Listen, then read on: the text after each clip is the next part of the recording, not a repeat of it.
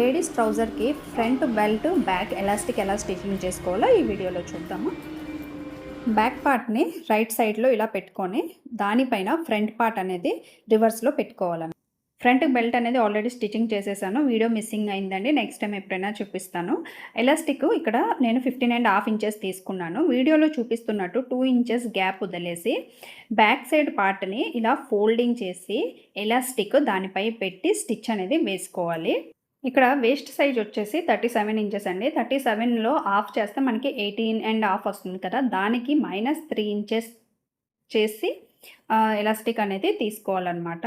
So ఇంకో side కూడా అలానే మనం ఫోల్డింగ్ చేసి స్టిచ్ అనేది వేసుకోవాలండి. ఇలా స్టిచ్ చేస్తే పర్ఫెక్ట్గా మనకి వస్తుంది, ఫినిషింగ్ కూడా బాగుంటుంది. చూడండి ఎంత బాగా ఫినిషింగ్గా ఆ ఎలాస్టిక్ అనేది లోపలికి వెళ్ళిపోతుంది. ఇప్పుడు ట్రౌజర్ని రివర్స్ చేసి ఎలాస్టిక్ స్టిచ్చింగ్ అనేది చేసుకోవాలన్నమాట. ఇక్కడ 1/2 ఇంచి మార్జిన్తో ఫ్యాబ్రిక్ అనేది ఫోల్డింగ్ చేస్తూ స్ట్రైట్గా స్టిచ్ అనేది వేసుకోవాలి. ఎలాస్టిక్ని లాగుతూ స్టిచ్ అనేది వేయాలండి.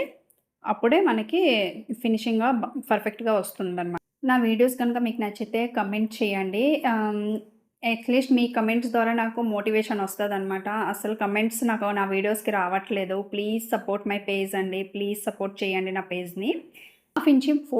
హాఫ్ ఇంచి మార్జిన్తో ఫోల్డ్ చేసాక ఎలాస్టిక్ పైన కూడా మనము ఒక స్టిచ్ అనేది వేసేసుకుంటే మనకి ఫినిషింగ్ అనేది బాగుంటుంది అండ్ ఎలాస్టిక్ రివర్స్ అవ్వకుండా ఉంటుందన్నమాట. ఇలాగ ఎలాస్టిక్ని లాగుతూ స్ట్రైట్గా స్టిచ్ అనేది వేసేసుకోవాలండి. అంతే, సింపుల్గా రెడీ అయిపోతుంది. నచ్చితే లైక్ చేయండి, కమెంట్ చేయండి. Thank you so much for watching. Bye.